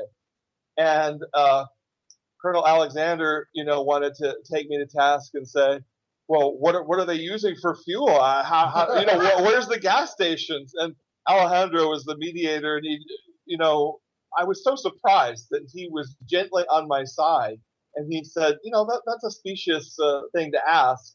I mean, we all know that they're not going to have gas stations, next. And so Alexander also then asked me, where are the things that they've built? Like, I'm going to say, what? And I said, well, they're not on the planet. And I would amend that to say, at least not on the surface of the planet. They're perhaps underground, under the ocean. But what I really meant was they're not on this planet, obviously. If you have, zero-point energy and you have reverse engineer technology available to not just a cadre of people, but thousands, perhaps millions of people, you're not hanging around in near Earth space or on Earth. You're on Mars. You're on, moons of Jupiter, etc.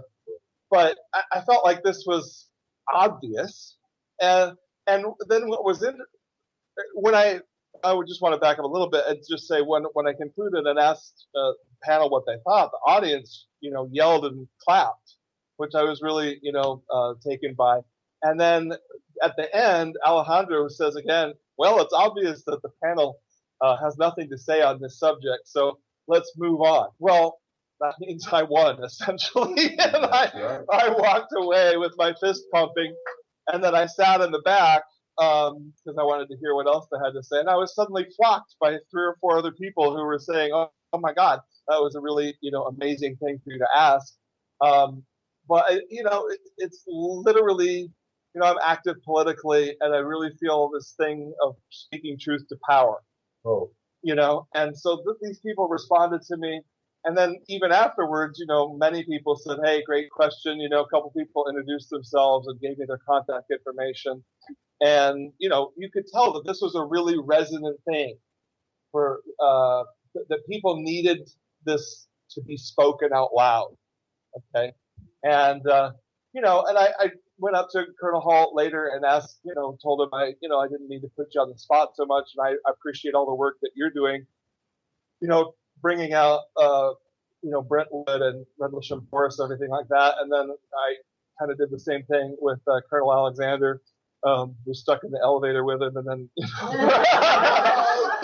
and I had to pee, so I didn't say much right then, but then I caught him downstairs right after that. And I just went up to him and I said, hey, I apologize for coming hard at you, but I just really had to get that out. And, shook his hand. And he said, well, that's okay. No skin off my nose. I've wrestled with the best of them. And I was like, all right. And so I've been, I maybe he's a good guy, a bad guy, but I want to pick his brain, and I want to confront him is really where I want to be. And, so, we're talking about synchronicity, and I didn't bring my motor home this time. I just brought my old rumbly truck, and I slept out of the back of it the first night on my way down here, and I didn't really know what I was going to do because I hadn't made any other arrangements. I thought I was going to spend the night at the hostel in Phoenix. But lo and behold, Ken is like, well, you can sleep on the cushions from the sofa on the floor. Why don't you have that? so I've had, free nights to stay here. And again, I think another thing that I really want to say is I have my own, I have early memories of weird things happening, possibly abduction related. I don't know for sure. Every time I've tried to have a regression, it doesn't go anywhere. But I felt like my daughter, when she was a teeny tiny baby, was being examined, and I was too terrified to get up and go shoo them away. Just things. And there's been many other, just, I don't know, kind of weird things. But at the same time, it's not like I'm going to write a book about that, but I'm more like in a fictional type of a mind. And I'm going to start working again on a fiction book that I started a couple years ago that incorporate a lot of elements of what we're talking about, because I think that's another way to reach people. And so one of the films that was shown the other evening was, I almost want to call it Kill Shot, but it wasn't Kill Shot. It was about EMF hitting the Earth, CME. Yeah, the Ed Dames movie. And that's the inciting incident for my science fiction book that I want to write, is a CME hitting the Earth and just throwing us back to at least the Victorian age, if not the Stone Age.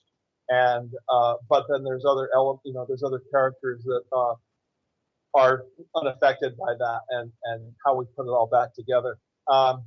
So it's just interesting, the resonance that I'm finding. The other really unique thing that I thought about this conference is we had international representation. We had Erling from Norway doing some really wonderful work, and such an adorable person. I think everyone just fell in love with him. He was just so adorable as a person. And then the gentleman who reported on all the things from Russia. And of course it makes sense that Russia is going to have this deep and multifaceted, information, just as we do. But we're so, just like Karen was saying, we have so many divisions between us. We never consider that, of course, the Russian people are having the same types of experiences, and they're uncovering ancient archaeology, and, it's all the same.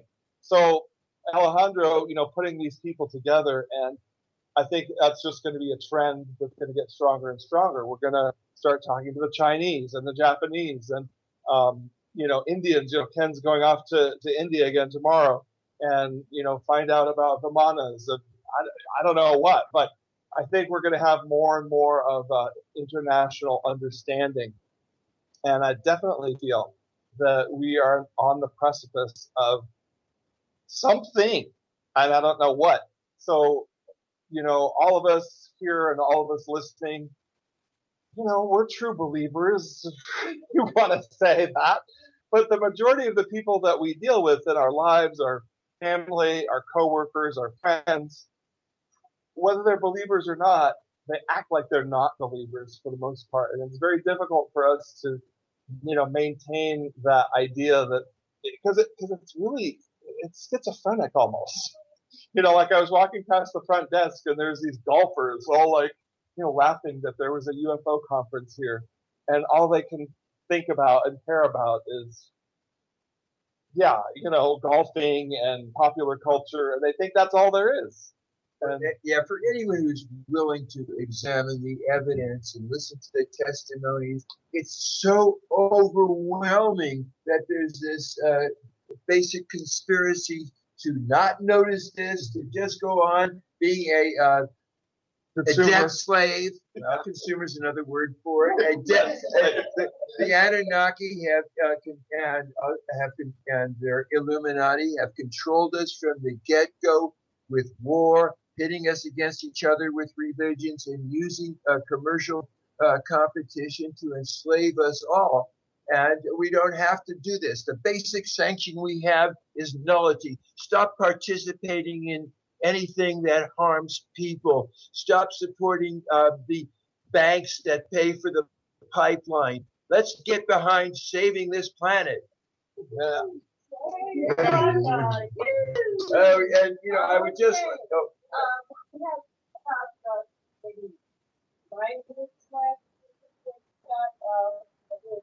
Yeah, come back, Rita.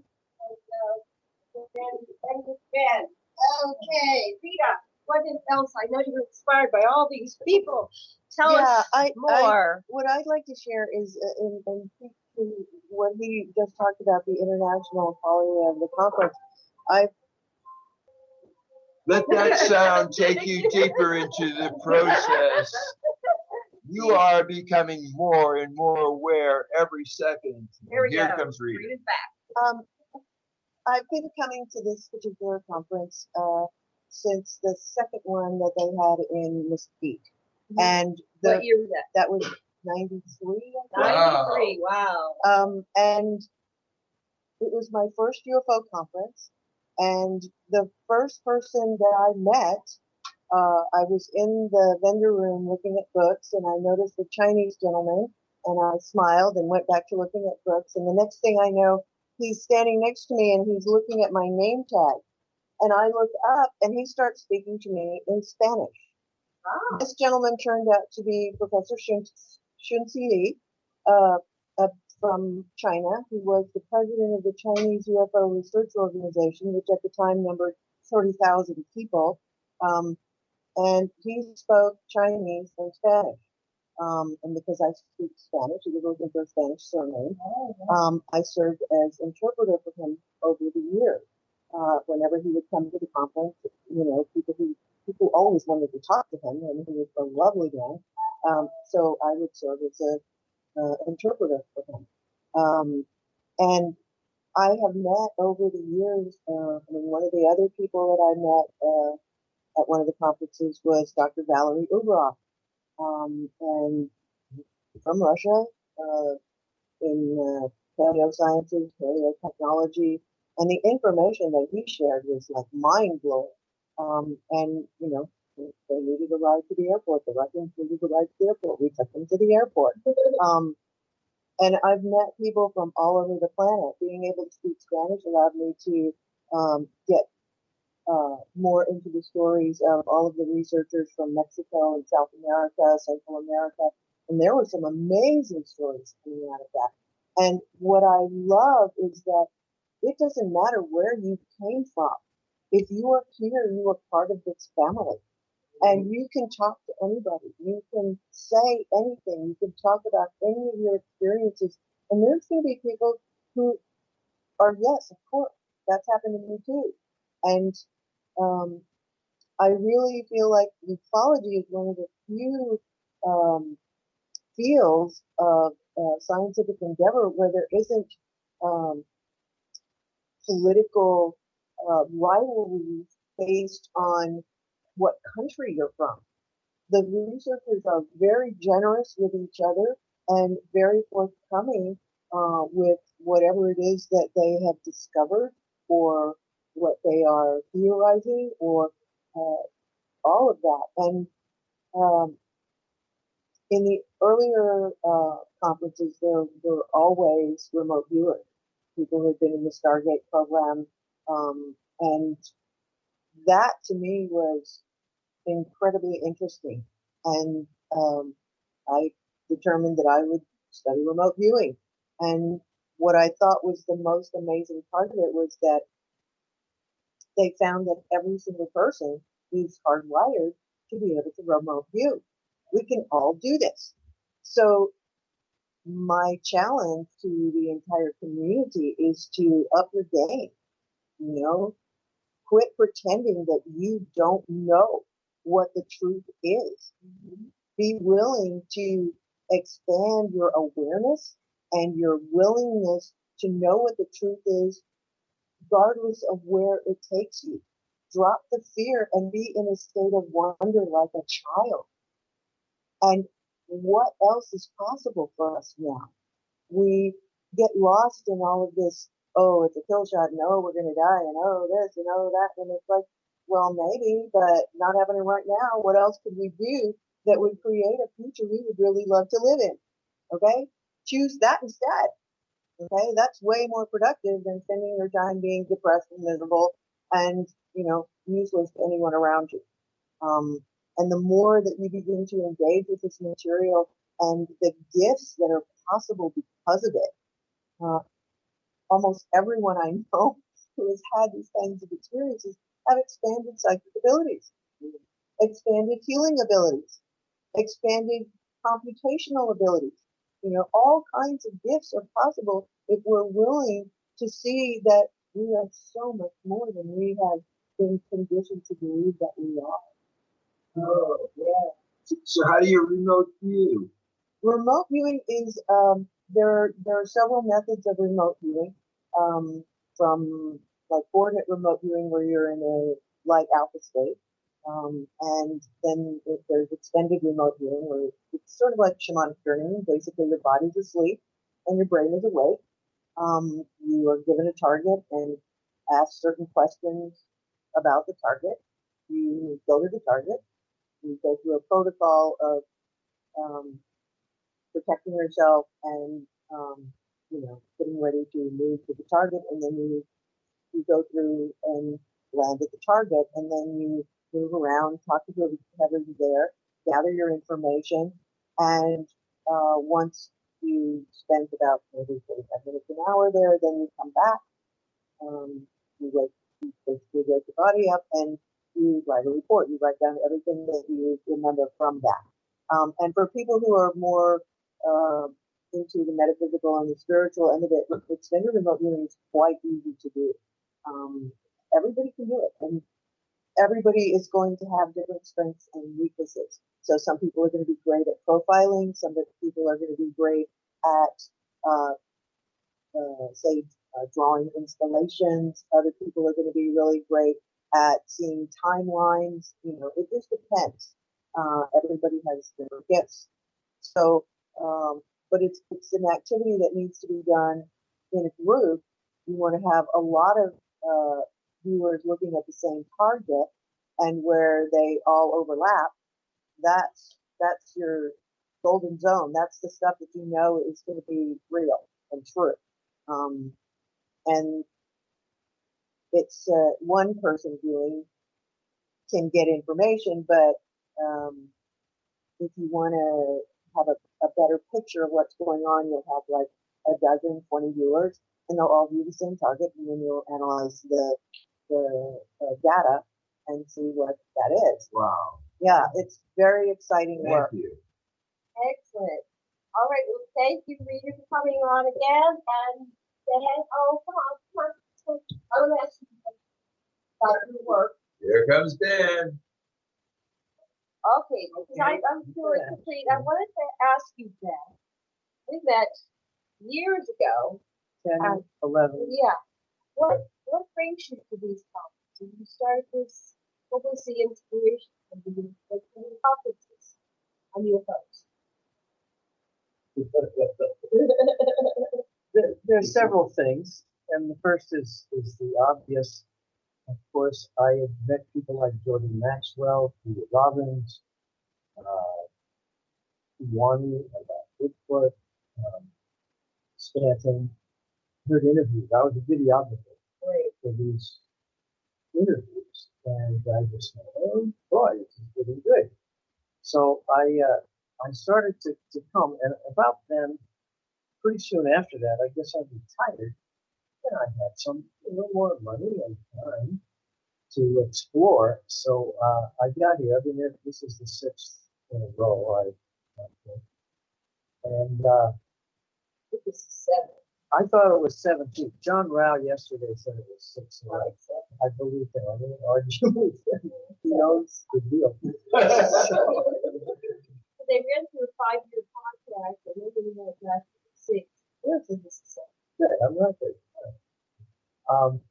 But then hanging with all of you and the group just kind of getting bigger and stronger with all of us, and then so in any break or dinner time, there would always be a clump where I would certainly recognize enough people to be able to be offered a chair and sit down and then get into somebody else that's connected. And it has really changed my abilities to lecture, write, and at any particular moment to maybe be the smartest person in the room for a little while as I'm better at accessing universal intelligence. So it's been a personal growth thing for me, and I'm really grateful for that. We got all of you are ahead of me really in your involvement in the UFO community, but I've been spending more and more time, and now it's an hour or two a day with reading, writing, speaking. Yes, so you're going to be presenting. So many people who start attending these conferences end up researching or having experiences, or many things happen, and so they end up presenting. So what are you presenting about? You're going to be presenting. Well, I'm not sure what the next one will be. The most best received talk out of 4 or 5 that I've given in the last several years has been one on that I recounted part of this previous hour about abductions and alien hybrids. But I don't want to get too far down any rabbit hole here, because there's so much going on, and I have enough science to be able to integrate stuff about technology, anti-gravity, propulsion systems, and such. And so I'm seeing my role, among others, as being able to introduce people that really should be talking to each other. And one such thing came up a few days ago. I've known Ralph Rain for a while, a couple of years, and then just the last 6 months we've begun to be more friends. I've been in his house with Miesha, his wife, and he's been over to my house, and he's really a nice guy. Whatever he was before, working in this information has really changed him too. So he's an open mind, but he's an open heart as well. So he's about 81 years old now. So then several days ago, I met Chuck Wade, who is about the same age. He lives up in New Mexico in Corona, right near the St. Augustine crash of alien craft that happened in 1948. And he's been on his thing ever since. He's got artifact material from craft that is unknown metals, and he's had metals analyzed and such. And so he's telling me about these foils that very thin, but they've been analyzed, and they include antimony and a bunch of odd metals together in isotopic concentrations that are not on this Earth. There you go. But he didn't make the connection of what they were used for. And I've studied Townsend Brown, and I started going into that and saying, well, don't you understand how it's a giant capacitor that goes around the periphery of the craft? And he really didn't get it. He's kind of a farmer, he's not a physicist. So I asked him about, well, in a capacitor, you have the conductor, these foils, and then you have to have what's called a dielectric insulator in between. And in this case, it's very high voltages that go through these things. And so you've got to have what's called a high K dielectric to prevent. So anyway, I told him about this and said, well, you got the metal, where's the dielectric? He said, oh, well, it was this brown paper stuff. We didn't know what that was. Insulation, yes. I hope you still got it. You got to look at this, because this is also a remarkable, it's not a brown paper bag. It could be multi-layered nanotechnology. I don't know. So he's going to look at that again. And I asked him if he knew Ralph. And he said, well, he's heard Ralph. I don't know. He didn't get to know that. I said, look, you and Ralph have to meet about this, because Ralph has the technology and also the consciousness to make the thing run. That's right. The saucer that he flew had no steering wheel or accelerator. It was all mind. It's mind that tells it where to go, how fast, where. So I'm sure these two would hit it off, and it would be interesting to Ralph, because he's still in the production process of trying to build a saucer in there. Right. Yeah. The government stole his first saucer and told him they couldn't pursue this anymore. It was a national secret. But he was applying Carr's principles of how you can make an anti-grav craft. He proved we can do it. Anybody can do it. And we're being kept from this inexpensive travel ability by our clandestine governments. Yes. And with that, we have finished another episode of The Sacred Matrix on Revolution Radio at freedomslips.com. Thank you, love and blessings, and aloha.